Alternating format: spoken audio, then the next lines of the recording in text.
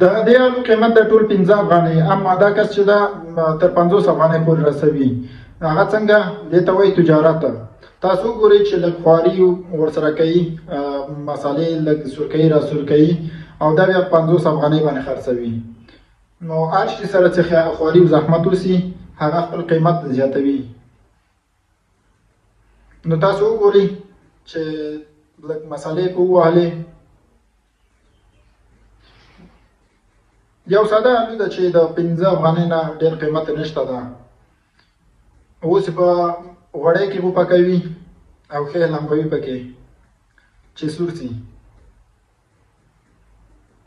او غوړی ګوره څومره پاک دي، تاسو ورته ګورئ چې څومره صفایي ته دوی خیال کوي.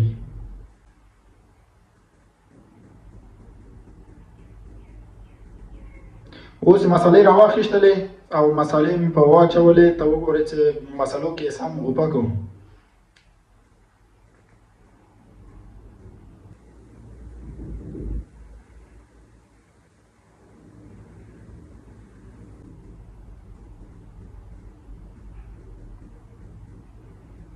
اوس ورباندې دغه دا ساس یا هم ماینوس ورته وایي، ماینوس یې په واچوو چې شورمه کې هم دا اچول کېږي.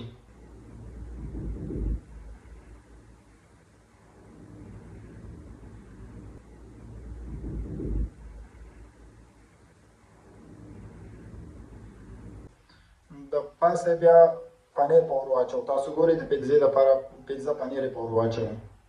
اوس دا د خپل مشتري لپاره هغه کوو چې مشتري ته ور وړاندې کړي.